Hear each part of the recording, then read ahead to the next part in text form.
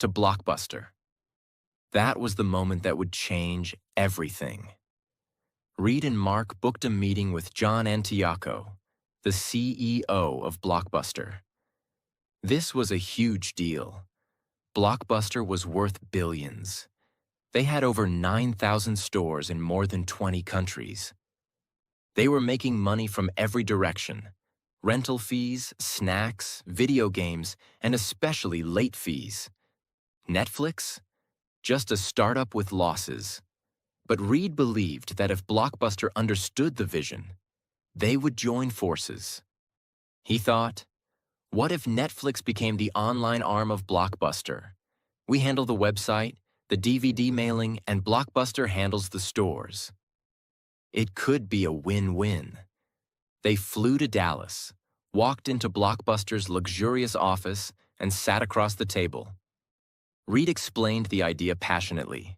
He said, "You dominate physical stores. We dominate online rentals. Let's partner. Or, you can buy Netflix." John Antioco asked, "For how much?" Reed said, $50 million. There was silence in the room. Then, they laughed. Yes, they laughed, right in their faces. $50 million for a DVD website that loses money? Blockbuster's executives mocked them.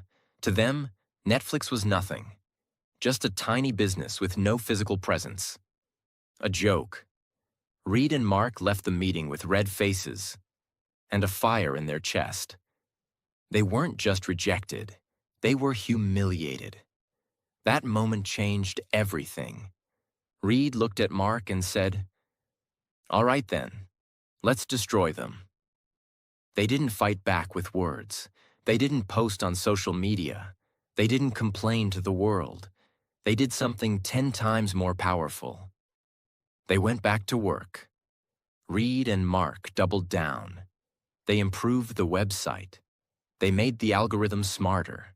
They reduced the DVD delivery time. They hired better people. They studied what customers loved and gave more of it.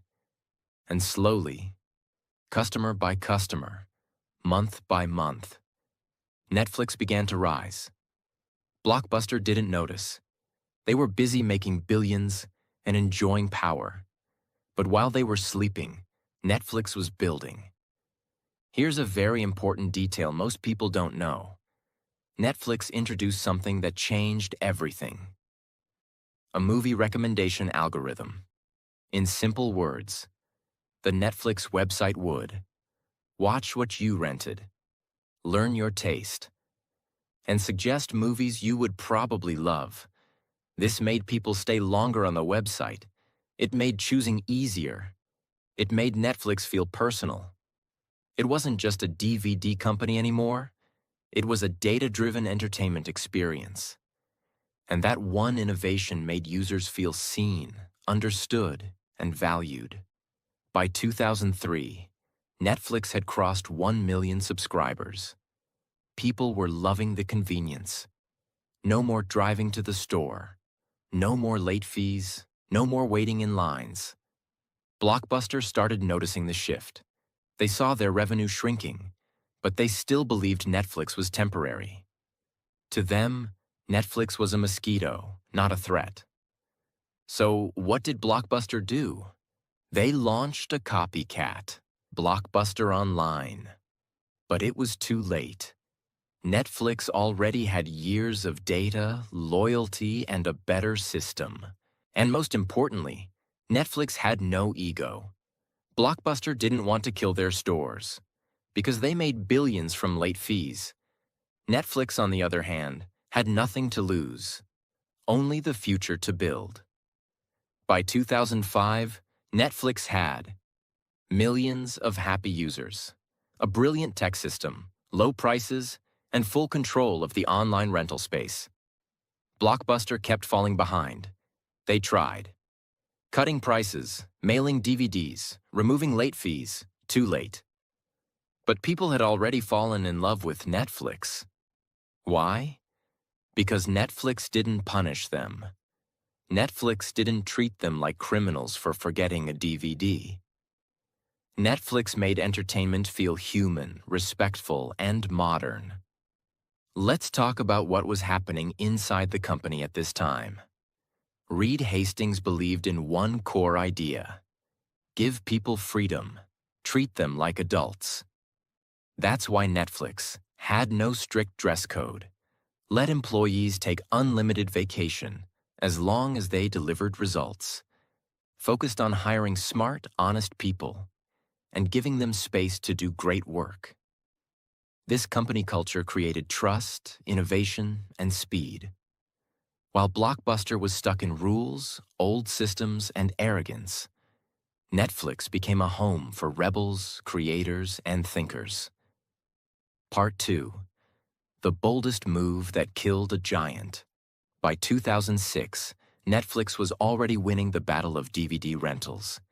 They had crushed Blockbuster's online attempt. They were reaching millions of subscribers, and their system, built on freedom, personalization, and no late fees, had become a silent movement. But Reed Hastings was still not satisfied. Yes, Netflix had grown. Yes, they had loyal customers. But Reed saw something that almost no one else saw at the time. He saw the end of DVDs. He saw the beginning of something invisible. He saw the future. Reed looked at his team and asked, what if people could watch movies instantly? No mail, no envelopes, no waiting. Everyone was confused. In 2006, streaming was a new word. Internet speeds were slow. Watching a full movie online seemed like a crazy dream. But Reed wasn't focused on today. He was building for tomorrow. He believed, if we don't disrupt ourselves, someone else will. Let's pause for a moment and explain the concept of streaming in the simplest way. Streaming means you don't download the movie, you don't wait for a DVD, you just click and the movie starts playing online, like magic. It's what we now use every day. But in 2006, it was revolutionary. There was no YouTube Premium, no Amazon Prime, no Disney Plus. Netflix was about to do something no one in the industry had dared to try. Reed told his engineers to build a system for online movie streaming. But there were challenges. Many customers still used slow internet. Movie studios didn't want to give online rights. No one had done this before at scale. Netflix took a risk. They invested millions in streaming technology. They started negotiating with studios to allow their films online. They trained their users to try watching online instead of waiting for mail. And in 2007, Netflix officially launched instant streaming. Some customers were excited. I can just click and watch? That's amazing. Others were confused. What if my internet is slow? What if the movie stops in the middle? Netflix knew this would happen. They weren't expecting overnight success, but they were betting on one powerful truth. The future always starts small. The internet would get faster, laptops would improve. People would eventually prefer convenience over physical media. While Netflix was quietly moving into streaming, Blockbuster was busy trying to catch up with DVDs, already too late. They were stuck in a cycle of ego and short-term thinking. Blockbuster believed, our stores make billions. People love coming in. Streaming will never work. They didn't see that customers were already tired. Tired of driving. Tired of paying late fees. Tired of standing in line. Tired of being punished for forgetting a return. Netflix offered a quiet rebellion. Stay home. Get comfortable. Watch instantly. And people slowly started switching sides. By 2008, Blockbuster was falling fast. Their stock dropped. Their revenue shrank. Their loyal customers were leaving. Even their best employees were jumping ship to newer companies. They tried launching a streaming service, but they were years behind.